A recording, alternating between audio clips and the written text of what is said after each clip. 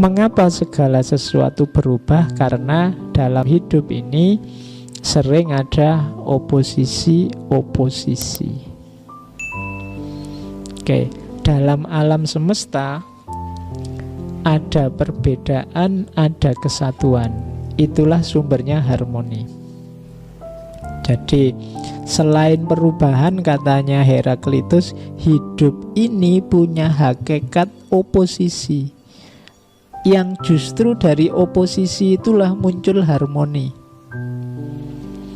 Jadi kebalikannya, kita kan selama ini menganggap harmoni itu ada dalam keseragaman. Tidak, harmoni itu ada ketika ada oposisi-oposisi.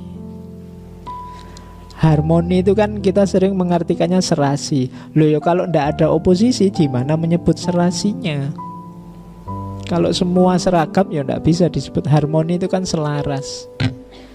Nah, hidup ini isinya oposisi dan harmoni. Ya pertentangan, ya kesatuan. Kamu bisa kenyang kalau ada rasa lapar. Kalau tidak ada lapar, tidak ada kenyang. Ada tua karena ada muda. Kalau ada orang kaya berarti ada orang miskin. Jadi ini kan oposisi-oposisi. Dari situ terbangun harmoni. Kalau semuanya rakyat, semuanya kaya, semuanya muda, tidak akan ada tua. Bahkan muda itu sendiri juga tidak ada. Kalau semuanya rakyat, ya rakyat itu sendiri hakikatnya tidak ada. Kalau semuanya sehat, sehat itu sendiri tidak ada. Karena untuk ada sehat butuh ada sakit. Jadi itulah oposisi dan harmoni. Maka jangan mengeluh kalau pas lagi sakit. Kalau kita sakit itu menunjukkan bahwa kita ini ya manusia biasa ternyata. Masih bisa sakit. Ternyata kita ini lemah. Tapi hikmahnya banyak kan sakit itu. Betul. Dengan adanya sakit, kita kenal namanya sehat. Kalau tidak ada sakit, tidak ada sehat. Rumah sakit tidak ada gunanya. Apotek buat apa? Fakultas kedokteran ditutup saja. Lah iya kan? Karena ada sakit inilah banyak hal bisa berputar secara harmonis. Jadi antara harmoni dan oposisi. Hidup ini saling melengkapi, dialektis. Ngaji ini ada saya, ada kalian. Ada saya saja nggak jalan, ada kalian saja ya paling ngobrol. Sama-sama mutual, saling melengkapi. Jadi hidup ini selain berubah juga saling berlawanan. Cuma dari perlawanan-perlawanan itu muncul harmoni. Jadi seimbang. Kalau ada temenmu jahat, jelek, ya jangan kesusu dimarahi, ya diperbaiki pelan-pelan. Tapi setidaknya dengan jeleknya dia, kebaikanmu jadi muncul. Iya kan? Kalau semua baik, baikmu tidak akan kehitung. Tapi karena ada yang jelek, baikmu jadi kelihatan. Jadi di antara gunanya kegelapan itu apa? Cahaya jadi penting. Kalau tidak ada kegelapan, tidak ada gunanya cahaya. Wong tidak ada kegelapan. Itu harmoni dan oposisi. Kalau kemarahan tidak ada, kesabaranmu tidak ada artinya. Jadi kesabaran itu mulia karena ada namanya kemarahan. Dan ini saling mengimbangi, saling harmoni. Inilah logika harmoni dan oposisi. All things come into being by conflict of opposite. Segala sesuatu muncul karena oposisi-oposisi. Opposition bring concord, out of discord come various harmony. Jadi oposisi itu membawa kenyamanan, kesesuaian, dan kemelesetan. Konflik membawa pada harmoni. Jadi maksudnya apa? Hidup ini dialektis. Kita menghadapi apa, menghasilkan apa. Jadi kita pinginnya belajar, tapi juga bebas berpikir, tapi juga ada tuntunannya, ada terus lahir ngaji yang filsafat. Yo ngaji tapi yo filsafat. Itu kan semula orang bingung dengan istilah ini. Ini istilahnya agak oposisi, tapi karena oposisi inilah nanti lahir sesuatu yang baru. Kalau ndak ada oposisi, yo ngaji saja. Kan banyak yang komentar, ngaji itu ya Quran, masuk ngaji filsafat. Lu bener, ngaji ya Quran ya apik. Cuma kalau begitu ndak lahir sesuatu yang baru. Lahir sesuatu yang baru itu kalau ada yang oposisi, saling didialektikakan. Kamu mungkin tidak jadi bijaksana kalau dapat teman baik terus. Kebijaksanaanmu keluar ketika kamu berdialektika dengan temanmu yang kurang ajar, yang nakal, sakarepe dhewe.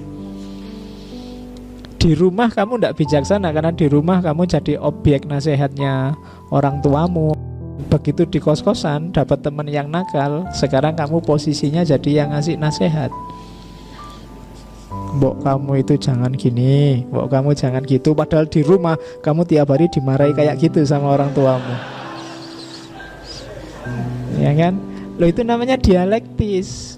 Hidup itu tergantung musuhmu apa, siapa. Makanya cari musuh yang tangguh, biar kamu juga jadi tangguh. Kalau kamu malas, tidak mau ambil resiko, ya tidak melahirkan hal-hal yang besar. Jadi nothing is stable, all is in flux. Segalanya cair. Whatever you say about anything, its opposite is equally true. Dalam hidup ini tidak ada yang punya makna eksak stabil. Semuanya cair.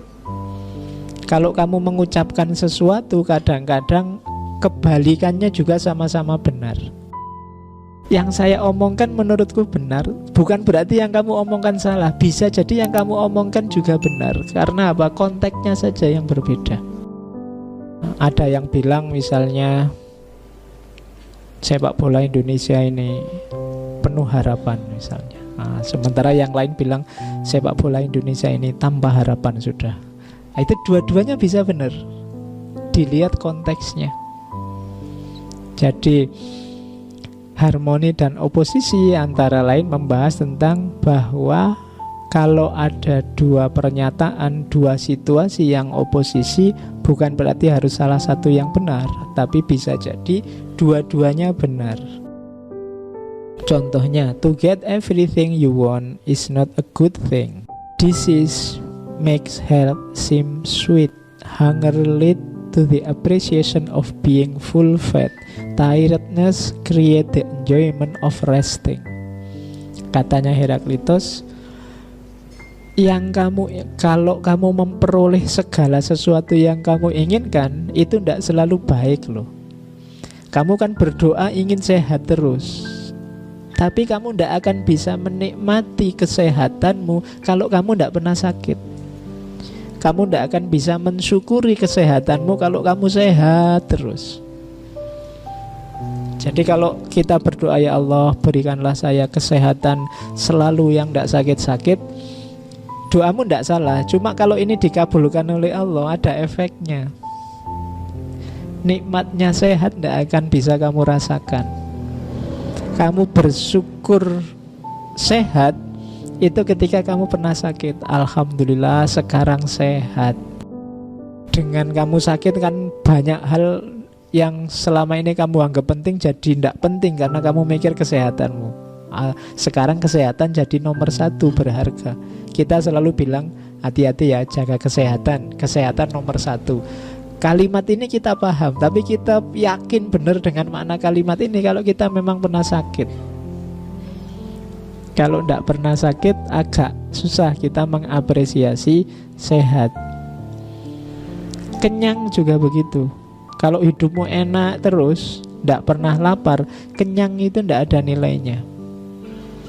Kenyang itu jadi bernilai karena kita pernah lapar. Makanya agama menyuruh kita puasa, biar kamu tahu rasanya lapar.